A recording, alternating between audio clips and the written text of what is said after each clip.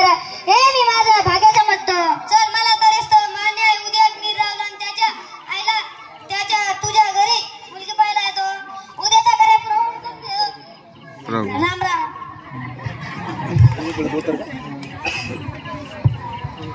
अगं सुधाता माझा लहानपणीचा मित्र आहे सुधाकर. त्याची मुलगी आहे पिंकी आपल्या घरासाठी मागणी घातली. तो तर तुझा सुधाकर मित्र तो तर खूप गरीब आहे. तो आपल्याला काय उठा देऊ शकत नाही. तो कुठं आपण कुठं त्याची मुलगी आपल्या घरी सून करून आणू का? आपल्या जवळ पैशाची काय कमी आहे. जाऊयात आणि मुलगी आणूयात. बघू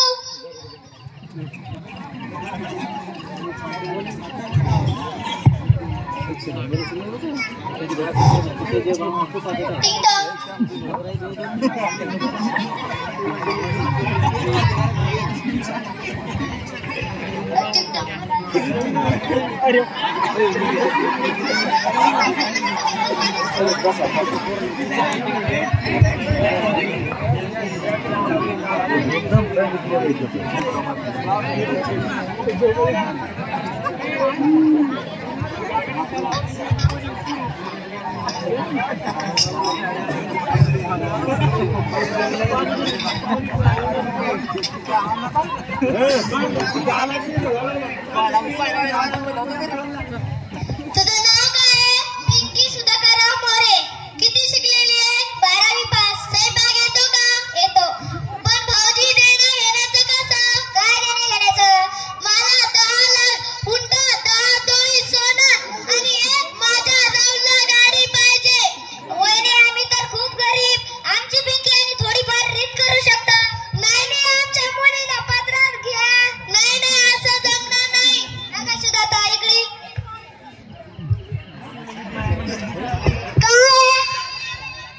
आई मला मुलगी खूप आवडली. मला ह्याच मुलीशी लग्न करायचे. ते काहीतरी दे ना पैसे. आता तर नाही पण मला नंतर तर हुंडा पाहिजे.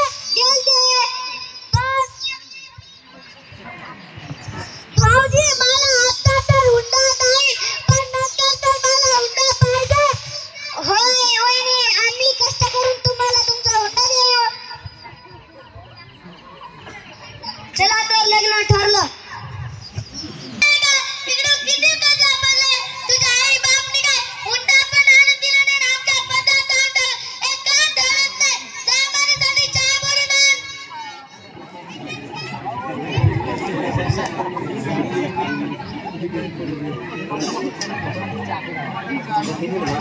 चहा पाण्यात करता नाही. एक कामही करत नाही.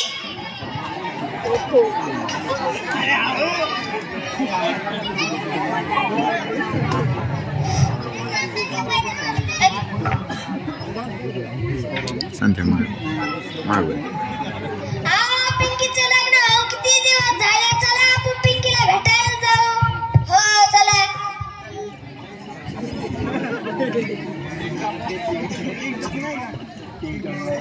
ठीक तर काय आम्हाला पिंकी भेटायचंय. पिंकी की काय नाही. पहिला माझा हुंडा आणून द्या. नंतर मला दलाल पाठवा. निघायतून. कोण होतं सासूबाई? कोणी नाही. तुझं काम कर तू. पत्रात मजकूर लिहिते मी आई. जिव्हाळ्यास माझ्या इथे कोणी नाही. टोचून बोले मला सासूबाई. आज छळतायत मला या हुंड्या.